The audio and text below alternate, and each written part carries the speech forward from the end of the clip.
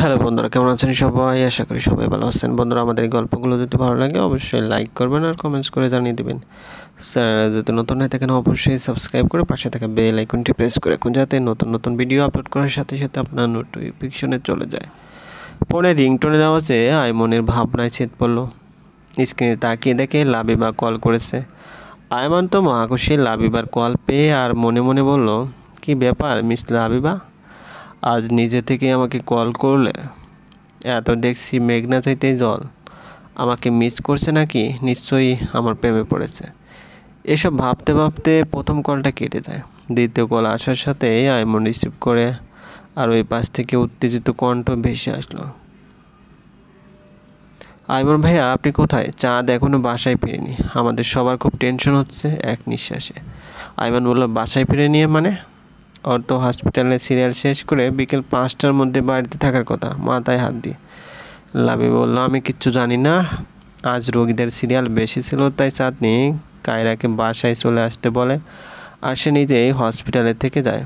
বলেছে সন্ধ্যা হওয়ার আগে চলে আসবে। এখন তো সন্ধ্যা গড়িয়ে রাত হয়ে গেল, কিন্তু ওর ফেরার সাথে কোনো খবরই নেই। আন্টি খুব টেনশনে করছে চাঁদের জন্য, ফোনটাও সুইচ অফ বলছে। আইমন বলল, আচ্ছা তুমি রাখো, আমি দেখছি। চিন্তিত কণ্ঠে আইমন তাড়াতাড়ি মাহিনকে কল করলো। প্রথম কলে মাহিন রিসিভ করে ফেললো। আইমন বলল, কই তুই? উত্তেজিত কণ্ঠে মাহিন বলল, এই তো বাড়ির কাছাকাছি চলে এসেছি। তোর কণ্ঠ এমন শোনাচ্ছে কেন? কি হয়েছে? আইমন বলল, চাঁদ এখনও বাড়ি ফিরেনি, রাত 9টার উপরে বাজছে। মাহিনের এতক্ষণে চাঁদনির কথা মনে পড়ল। সে ভুলেই গিয়েছিল চাঁদনির শাস্তির কথা। সে ভেবেছে চাঁদনি হয়তো এতক্ষণ বাসায় চলে গেছে। মাহিন কোনো কথা না বলে কলটা কেটে দেয়। কথা বলে সময় নষ্ট করার কোনো মানে হয় না। যা করার এখন দ্রুত করতে হবে। মাহিন গাড়ির স্টিয়ারিংয়ে তার সর্বশক্তি দিয়ে জোরে একটা ঘুষি মেরে চেঁচিয়ে বলতে লাগলো, ও শিট, মিস চাঁদনির কথা তো আমার মাথা থেকে বের হয়ে গেছে। আমি এতটা কেয়ারলেস কী করে হতে পারি? আমি বলেছি বলেই কি ওনাকে এতক্ষণ পর্যন্ত হসপিটালে থাকতে হবে? মেয়েটার মাথায় কি কোনো বুদ্ধি নেই? বলে গাড়ি ঘুরিয়ে হসপিটালের রাস্তায় মোড় নিল। খুব স্পিডে গাড়ি ড্রাইভ করতে লাগলো। মাহিন পারছে না গাড়িটা হাওয়ায় উড়তে নিতে। মাহিনের মাথায় শুধু একটা কথাই ঘুরছে, মিস চাঁদনি ঠিক আছে তো?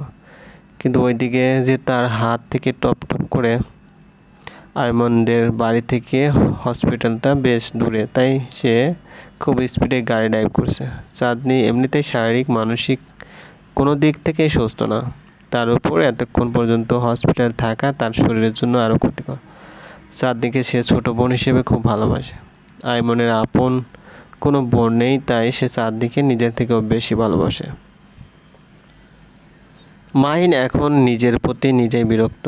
রাগের বসে চাঁদনিকে এত বড় শাস্তি দেওয়াটা তাকে তিলে তিলে যন্ত্রণা দিচ্ছে। তার নীলাভ চোখে অনুশোচনা দেখা যাচ্ছে। মাহিনের এই মুহূর্তে মনে হচ্ছে গাড়ি চেয়েও সে দ্রুত স্পিডে দৌড়িয়ে চাঁদনির কাছে পৌঁছে দিতে পারবে। গাড়ির স্পিড 100 সুই সুই, তারপরেও তার কাছে মনে হচ্ছে গাড়িটা সেফ। চোখে এক গাদা ঘুম নিয়ে ঝিমিয়ে ঝিমিয়ে হাঁটছে, যা তার কাছে চরম অসহ্য লাগছে। হসপিটালের সামনে এসেই মাহিন তড়িৎ বেগে গাড়ি থেকে ধপাস করে নেমে পড়ল। দৌড় লাগালো হসপিটালের ভিতর। পুরো হসপিটালটা খা খা করছে। কোনো রোগীর আনাগোনা দেখা যাচ্ছে না। মাহিনের শরীর থেকে ঘাম ঝরছে। সাদা শার্টটা ঘামে চুপসে জিম করা বডির সাথে লেগে আছে। হাতের শুকিয়ে কাঠ হয়ে গেছে। কিছুক্ষণ পর পর এক ফোঁটা ঘাম এসে শুকনো লোকে তাজা করে দিচ্ছে। মাহিন ধমকা হওয়ার মতো দিশেহারা হয়ে চাঁদনির চেম্বারের উদ্দেশ্যে ছুটল। চেম্বারে প্রবেশ করার সাথে সাথে মাহিন দেখলো চাঁদনি চেয়ারে হেলান দিয়ে বসে আছে, চোখ দুটো বন্ধ করে। দেখে বোঝা যাচ্ছে সেন্সলেস হয়ে আছে। মাহিন আর 1 মিনিটও দেরি করলো না। তার হাত দিয়ে চাঁদনির গাল দুটো চেপে ধরে বলতে লাগলো, মিস চাঁদনি, প্লিজ চোখ খুলুন। আমার ভুল হয়ে গেছে, আমার একদমই উচিত হয়নি আপনাকে এত বড় শাস্তি দেওয়া। আমি খুব অনুতপ্ত আমার ব্যবহারে। বিশ্বাস করুন, আমি ভাবিনি আপনি আমার কথা রাখার জন্য নিজেকে এত বড় শাস্তি দেবেন। চাঁদনিকে ওই অবস্থায় দেখে মাহিনের উপস্থিত বুদ্ধি পুরোপুরি লোপ পেয়েছে। তার মাথায় কাজ করছে না এখন কী করলে চাঁদনির সেন্স ফিরে আসবে। একজন সাধারণ মানুষও বুঝে যখন কেউ সেন্সলেস হয়ে যায় তখন তার সেন্স ফেরানোর জন্য চোখে পানি ছিটকাতে হয়। আর মাহিন তো একজন ডক্টর, তাও আমার এমবিবিএস ডক্টর। সাধারণ মানুষের তুলনায় তার উপস্থিত বুদ্ধির প্রখর। তার মাথায় একদমই কাজ করছে না এখন। চাঁদনির চোখে মুখে পানি ছিটকানো দরকার। আয়মান দরজার সামনে সে সবটা শুনে ফেলে। মাহিনের জন্যই চাঁদনির আজ এই অবস্থা।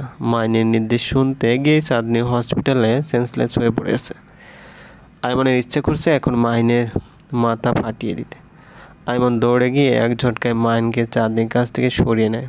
চাঁদনির ডেস্কের উপর রাখা ওয়াটার বোতলটা নিয়ে চাঁদনির চোখে মুখে পানি ছিটকায়। চাঁদনি পিট পিট করে চোখ খুলে তাকালো। মাহিন আয়মানের ধাক্কা সামলাতে না পেরে দেওয়ালের সাথে লেগে যায়। আয়মান মাহিনের দিকে চোখ লাল করে জোরে চিৎকার দিয়ে বলল, তোকে ভরসা করাটাই আমার ভুল হয়েছে। তোর জন্য আমার বোনেরা যে অবস্থা, সব তোর জন্য হয়েছে। চাঁদ এমনিতে একা থাকতে খুব ভয় পায়, তার উপর তুই পুরো হসপিটাল ওকে একা রেখে চলে গেলি। আমার বোন কি এমন ভুল করেছে যার জন্য তুই ওকে এভাবে শাস্তি দিলি? আমার বোনের যদি কিছু হয়ে যায় আমি তোকে ছাড়বো না বলে চাঁদনিকে কোলে করে সামনের দিকে হাঁটা দিল। মাহিনের মুখ দিয়ে কোনো কথা বের হচ্ছে না। মাহিন নির্লিপ্ত দৃষ্টিতে আয়মানের চলে যাওয়ার দিকে তাকিয়ে আছে। আয়মান চাঁদনিকে নিয়ে গাড়িতে বসিয়ে দেয়। চাঁদনি ঢুলু ঢুলু চোখে আয়মানের দিকে তাকিয়ে আছে। আয়মান চাঁদনিকে বুকে চেপে ধরে গাড়ি স্টার্ট করে দেয়। মাহিন মাতালদের মতো অবস্থায় রাস্তায় হেলে দুলে হাঁটছে। আয়মানের প্রতিটি কথা মাহিনের বুকে তীরের মতো বিঁধছে। আজ গাড়ি ড্রাইভ করতে ইচ্ছে করছে না তার। রাতের নিকোষ কালো অন্ধকারে সে নিজেকে বিলিয়ে দিতে চাইছে। আয়মানকে পেয়ে সে তার জীবনে আলোর ঝিলিক দেখছিল, কিন্তু সেই আলোটা আজ রাতের নিকোষ অন্ধকারে মিলিয়ে গেছে। আকাশের চাঁদটাও আজ ক্লান্ত মেঘের আড়ালে মুখ লুকিয়েছে। আজ চাঁদটাও মাহিনকে সঙ্গ দিতে নারাজ।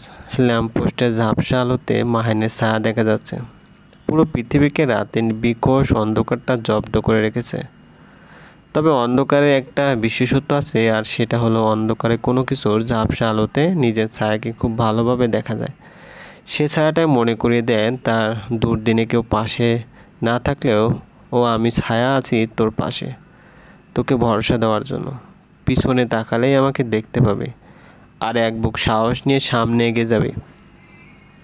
আয়মান চাঁদনিকে নিয়ে বাড়িতে পৌঁছে যায়। আয়মান গাড়ি থেকে খুব যত্ন করে চাঁদনিকে নিচে নামায়, তারপর চাঁদনিকে বুকে চেপে ধরে হাঁটা শুরু করে। চাঁদনির খুব কষ্ট হচ্ছে হাঁটতে। মাথা ব্যথা তার পুরো শরীরকে অবশ করে দিচ্ছে। কোমা থেকে সুস্থ হওয়ার পর থেকে সে হালকা মাথা ব্যথাও সহ্য করতে পারে না। বাড়ির ড্রয়িং রুমে ঢুকতেই চাঁদনির আম্মু চাঁদনিকে জোরে ধরে কান্না জুড়ে দেয়। আয়মন চাঁদনি আম্মুকে থামিয়ে দেয়, বলে, প্লিজ মামনি, এখন কান্না করার সময় না। চাঁদের এখন পর্যাপ্ত পরিমাণ খাবার আর রেস্টের দরকার। আয়মন এবার লাবিবার কায়রাকে উদ্দেশ্য করে বলল চাঁদনিকে রুমে নিয়ে যেতে। চাঁদনির আম্মু দৌড়ে কিচেনে চলে যায় মেয়ের জন্য খাবার রেডি করতে। লাবিবার কায়রা চাঁদনিকে ধরে উপরে নিয়ে যায়। মাহিন ঝর্ণার নিচে সাদা ধপধপে উন্মুক্ত শরীরটা নিয়ে দাঁড়িয়ে আছে। চোখগুলো লাল হয়ে আছে, পুরো শরীর ভিজে একাকার। তার মনটা বিষাদে চেয়ে আছে। ভেবেছিল শাওয়ার নিলে হয়তো মনটা ফ্রেশ হবে, কিন্তু তার হলো না। তাই একটা সাদা টাওয়াল জড়িয়ে ওয়াশরুম থেকে বের হয়ে আসলো। তারপর একটা অ্যাশ কালার ট্রাউজার আর ব্ল্যাক টি শার্ট পরে বারান্দায় ইজি চেয়ারটায় বসে পড়ল। চুল থেকে টপ টপ করে পানি পড়ছে। ইজি চেয়ারে মাথা এলিয়ে দিয়ে মাহিন চোখগুলো বন্ধ করে নিল। মাথায় কারো স্পর্শ পেয়ে মাহিন চোখগুলো, তার মম চুল মুছে দিচ্ছে টাওয়াল দিয়ে, আর চোখ মুখ কুচকে বলছে, এত বড় হয়ে গেছিস কিন্তু এখনও নিজের যত্ন নিতে শিখিসনি। জ্বর বাদিয়ে আমাকে জ্বালানোর খুব শখ হয়েছে, তাই না? মাহিন তার মমকে জড়িয়ে ধরে ফোঁপাতে লাগলো। ছেলের কান্নার আওয়াজ শুনে সেলিনা চৌধুরী ঘাবড়ে গেল। তিনিও মাহিনকে জড়িয়ে ধরল। মাহিনের পিঠে হাত বুলাতে বুলাতে স্থির কণ্ঠে বলল, কি হয়েছে বেটা?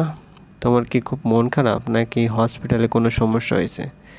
কি হয়েছে আমাকে সবটা খুলে বলো বেটা, দেখবে তোমার মন নিমিষে ভালো